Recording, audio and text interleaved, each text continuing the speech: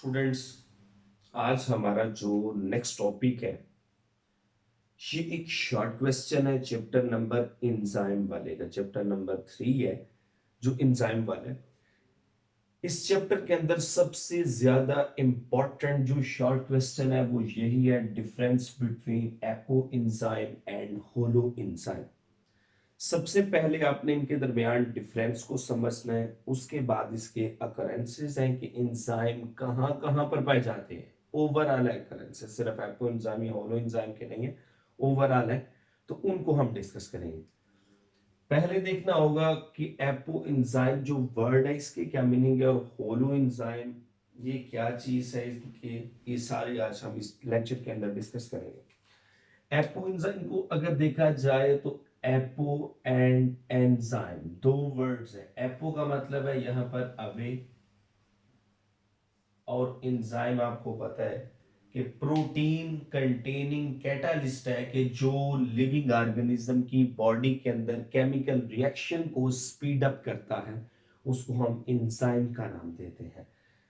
Simply apo enzyme को अगर मैं आपको इसके बारे में समझाऊं कि एपो एंजाइम क्या है, तो समझ लें कि हमारे पास एक ऐसा एंजाइम है कि जिसको कोफैक्टर की जरूरत है, लेकिन उसके पास अगर कोफैक्टर मौजूद नहीं तो उस एंजाइम को हम नाम देते हैं एपो एंजाइम का। आपको पता है कुछ ऐसे एंजाइम होते हैं कि जिनको बिल्कुल ही कोफैक्टर की जरूरत नहीं होती। जैसे मैंने प्रीवियस लेक्चर्स में भी आपको बताया था कि सपोज कि ये एक एंजाइम है, तो इस एंजाइम के साथ यहां पर ये सबस्ट्रेट अटैच करेगा और ये समझ लें प्रोडक्ट के अंदर कन्वर्ट कर दिया जाएगा। यहां पर समझ लें इस एंजाइम को तो कोफैक्टर की जरूरत ही नहीं। ये वाला जो एंजाइम है इसको कोफैक्टर की जरूरत ही नहीं, इसने सबस्ट्रेट को, ये सबस्ट्रेट है, इसने सबस्ट्रेट को प्रोडक्ट के अंदर कन्वर्ट कर दिए। इसको कोफैक्टर की जरूरत ही नहीं। Cofactor basically non protein part होता है जो कि किसी भी एंजाइम की प्रॉपर फंक्शनिंग के लिए रिस्पॉन्सिबल होता है। सपोज कि यहां पर ये देखें कि ये सबस्ट्रेट वाला रीजन है, तो ये सबस्ट्रेट है। यहां पर हम सबस्ट्रेट को ड्रा कर लेते हैं, ये हमारे पास सबस्ट्रेट।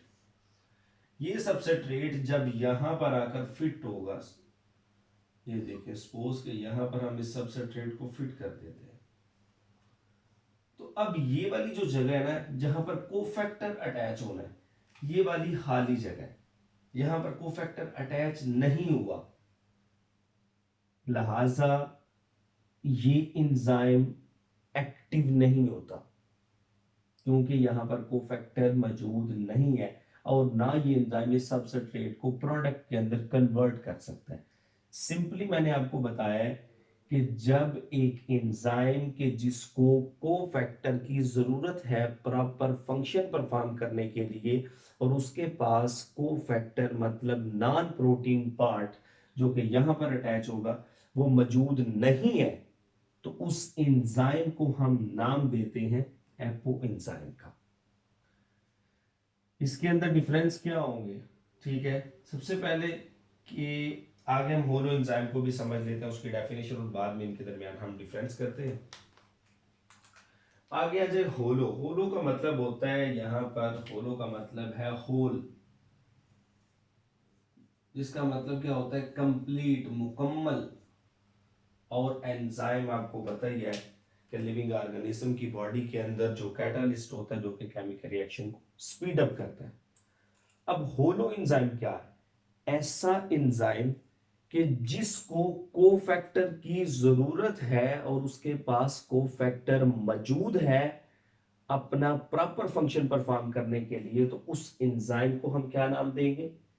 होलो एंजाइम का। कि ये एक एंजाइम है और ये इसके साथ कोफैक्टर अटैच है। जब एंजाइम और कोफैक्टर, एक ऐसा एंजाइम है जिसको जिसको कोफैक्टर की जरूरत है प्रॉपर फंक्शन परफॉर्म करने के लिए, और उसके पास कोफैक्टर मौजूद है तो वो होलो एंजाइम। और एक ऐसा एंजाइम के जिसको प्रॉपर फंक्शन परफॉर्म करने के लिए एंजाइम की जरूरत है, लेकिन उसके पास वो कोफैक्टर की जरूरत है लेकिन उसके पास कोफैक्टर मौजूद नहीं, तो उसको हम क्या नाम देंगे? एपोएंजाइम का। तो हम सिंपली कहेंगे कि इसके पास सिर्फ और सिर्फ एंजाइम ही मौजूद होगा, मतलब कि एक प्रॉपर कोफैक्टर मौजूद नहीं होगा। पहला कैरेक्टर क्या है कि इसके पास प्रॉपर कोफैक्टर मौजूद नहीं होगा एपोएंजाइम के पास, लिहाजा ये प्रॉपर फंक्शन परफॉर्म नहीं कर पाएगा, इसलिए हम इसको इनकम्प्लीट एंजाइम का नाम भी देते हैं।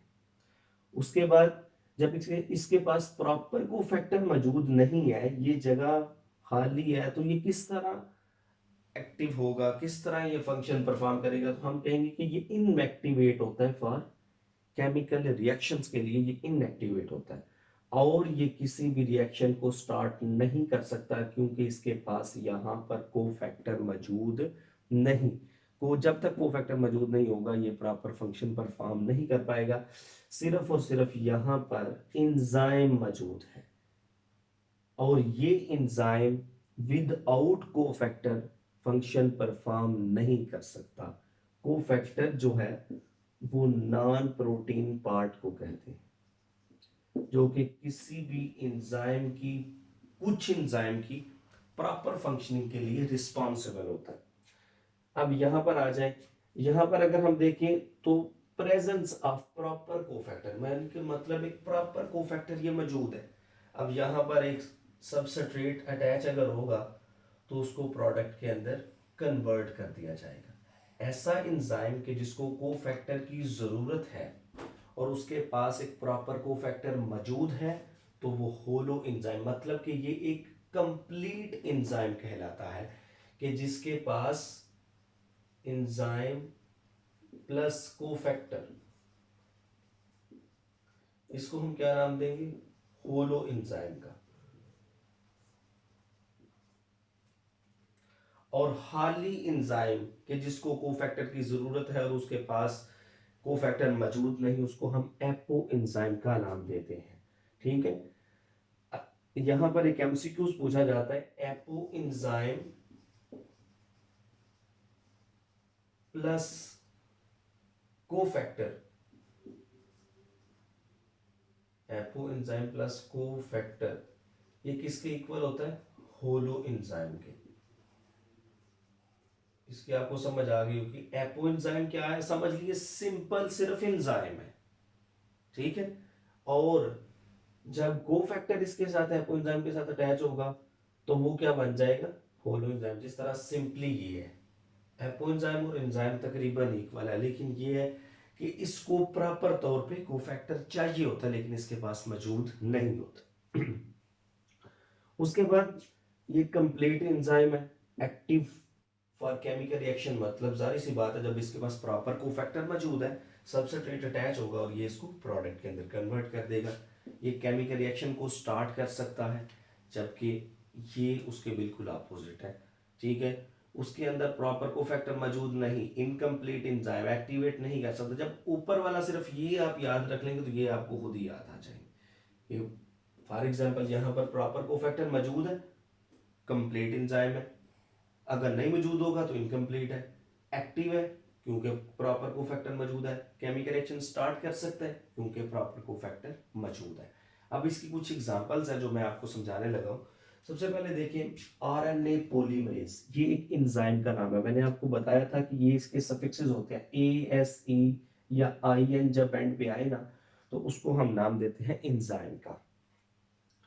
ये जो आरएनए पॉलीमरेज एंजाइम है इसको सिग्मा कोफैक्टर की जरूरत होती है।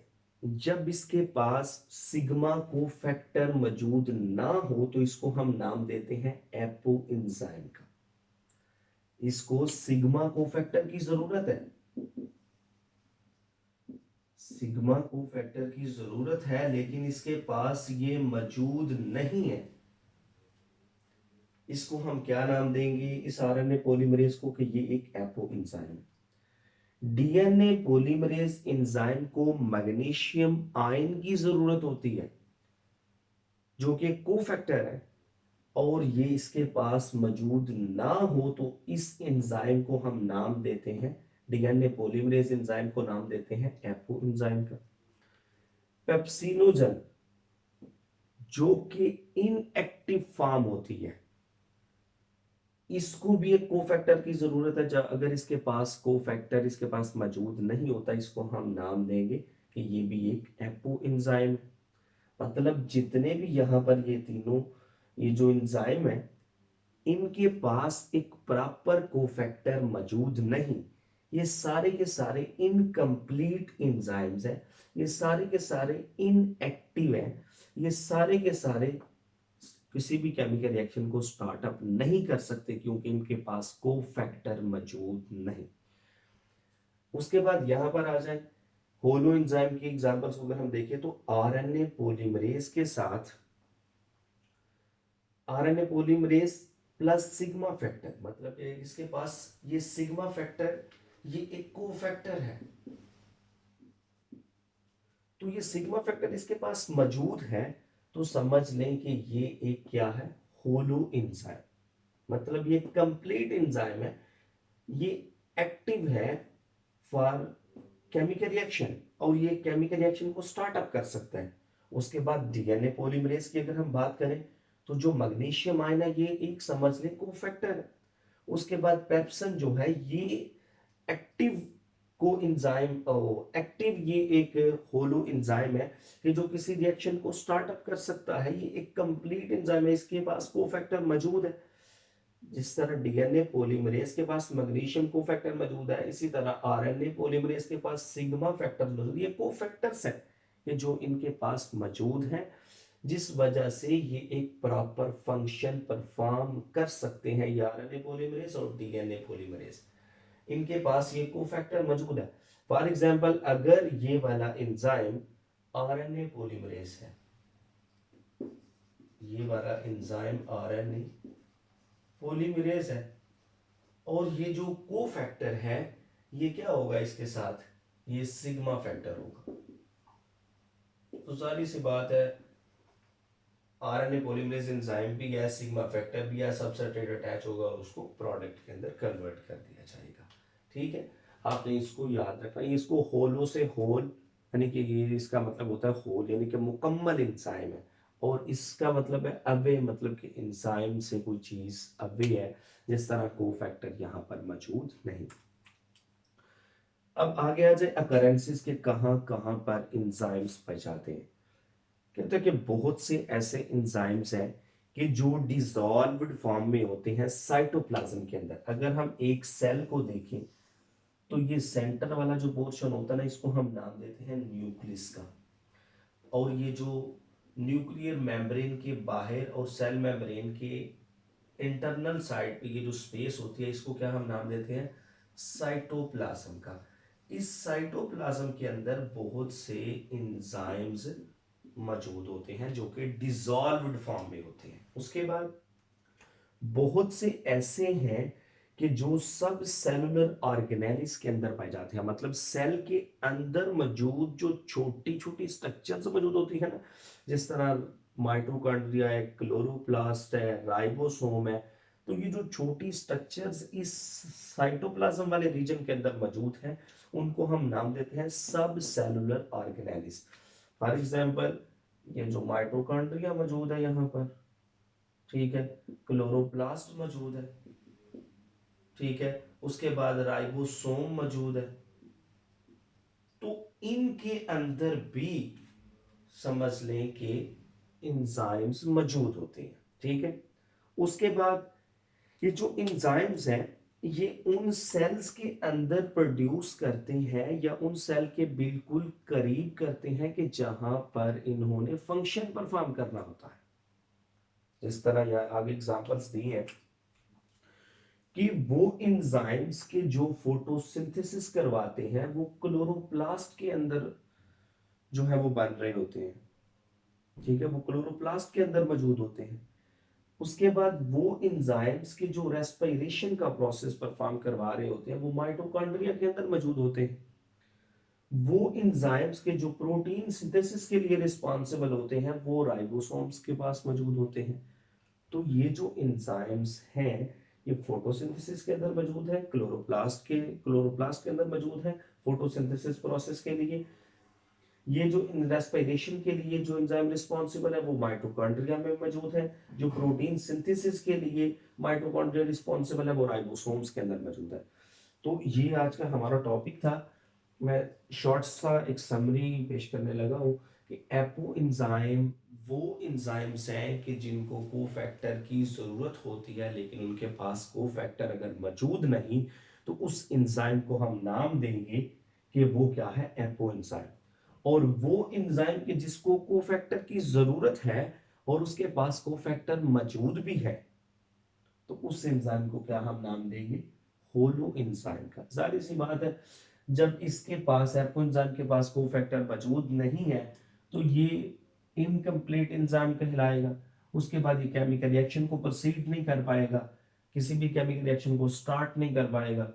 लिहाजा ये देखिए तो इसके अंदर अगर देखा जाए जो प्रॉपर कोफैक्टर मौजूदा सबस्ट्रेट अटैच करेगा तो वो प्रोडक्ट के अंदर कन्वर्ट हो जाएगा, कंप्लीट एंजाइम है, एक्टिव है केमिकल रिएक्शन के लिए, एक रिएक्शन को स्टार्ट अप कर सकता है। क्योंकि इसके साथ क्या है, और ये प्रोटीन और नॉन प्रोटीन पार्ट पर मुश्तमिल है। आपको पता है ना कि ये जो एंजाइम होता है, enzyme plus cofactor, enzyme plus cofactor is equal to holoenzyme. Enzyme plus enzyme आपको पता है कि प्रोटीन इन नेचर होता है, जबकि कोफैक्टर जो है ये नॉन प्रोटीन होता है। इसको नॉन प्रोटीन कहा जाता है कि मतलब कि यहाँ पर प्रोटीन भी मौजूद है और नॉन प्रोटीन भी मौजूद है in case of holo enzyme. जबकि in case of apo enzyme सिर्फ और सिर्फ एंजाइम होता है, तो एंजाइम से मराद सिर्फ और सिर्फ प्रोटीन मौजूद होगी। और ये नॉन प्रोटीन हम ये भी कह सकते हैं कि ये ऑर्गेनिक और इनऑर्गेनिक नेचर के होते हैं। ये कोफैक्टर का लेक्चर प्रीवियस हो चुका है, आप वहां से उसको भी सुन सकते हैं। ठीक है, आज का ये हमारा टॉपिक था। तो अगर आपका कोई क्वेश्चन है तो वो आप लोग पूछ सकते हैं।